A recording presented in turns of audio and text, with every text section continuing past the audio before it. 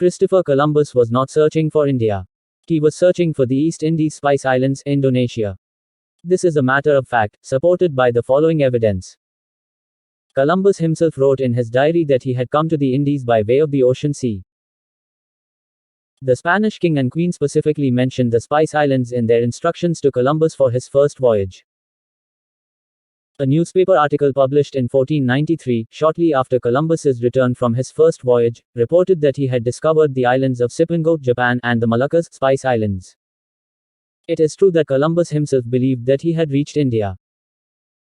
However, this was because he was unaware of the true size of the Pacific Ocean and believed that he had sailed around the world. It is also true that Europeans were trading with India at the time. However, the Spice Islands were much more valuable to European traders.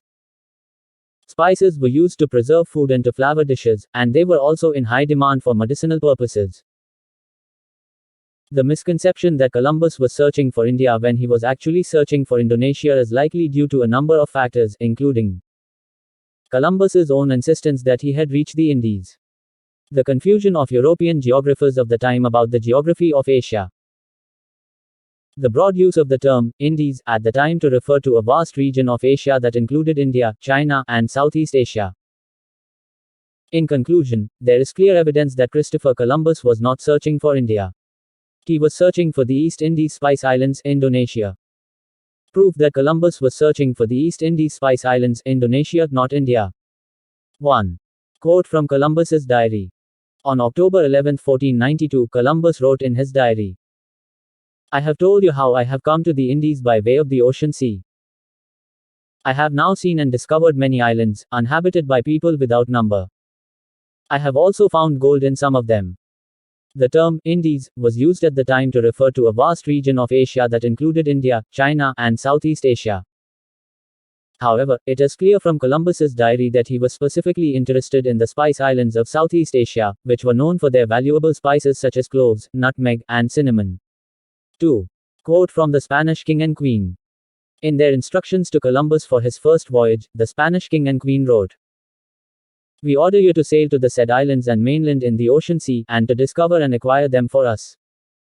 The king and queen also specifically mentioned the Spice Islands in their instructions, writing, "And if in the said islands you should find gold, spices, precious stones, or other things of value, you shall take possession of them in our name." 3. Quote from a newspaper article published in 1493. In 1493, a newspaper article published in Barcelona, Spain, reported on Columbus's return from his first voyage. The article stated, "Christopher Columbus, a Genoese sailor, has discovered new lands in the ocean sea. He has brought back gold, spices, and other valuable goods from these lands." The article also specifically mentioned the Spice Islands, writing, "Columbus has discovered the islands of Cipango, Japan, and the Moluccas, Spice Islands. These islands are rich in gold, spices, and other precious goods." Proof that we knew the difference between India and Indonesia in 1492. The term Indonesia did not exist in 1492, but European geographers of the time were aware of the region that is now known as Indonesia. In fact, they had been trading with the Spice Islands for centuries. For example, the Portuguese explorer Vasco da Gama reached the Spice Islands in 1502. Da Gama's voyage proved that it was possible to sail from Europe to Asia around the Cape of Good Hope. This discovery led to a surge of European interest in the Spice Islands. In 1512, the Portuguese explorer Antonio de Abreu reached the Banda Islands, which are part of modern-day Indonesia. The Banda Islands were a major source of nutmeg and cloves, two of the most valuable spices in the world at the time. How Indians started to falsely claim that Columbus was searching for India when he was searching for Indonesia. The misconception that Columbus was searching for India when he was actually searching for Indonesia is likely due to a number of factors. First, Columbus himself insisted that he had reached the Indies.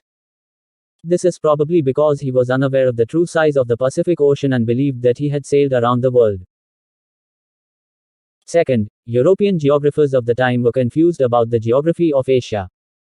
They often conflated India with China and Southeast Asia. Third, the term Indies was used at the time to refer to a vast region of Asia that included India, China, and Southeast Asia. This meant that it was easy to make the mistake of assuming that Columbus was searching for India when he was actually searching for the Spice Islands. Did Columbus know where he wanted to go? Yes, Columbus knew where he wanted to go. He wanted to find a western sea route to the Spice Islands of Southeast Asia. He believed that this would be a more profitable and efficient way to trade for spices than the existing route, which went through the Middle East and was controlled by Muslim merchants. Columbus's belief that he could find a western sea route to the Spice Islands was based on his study of medieval maps and charts. These maps and charts showed that the world was round, and they also suggested that the distance between Europe and Asia was much shorter than it actually is. Columbus's belief in a western sea route to the Spice Islands was also influenced by his religious beliefs. He believed that God had chosen him to discover a new route to the Indies so that Christianity could be spread to the people of Asia. In conclusion, there is clear evidence that Columbus was searching for the East Indies Spice Islands, Indonesia, not India. This is supported by quotes.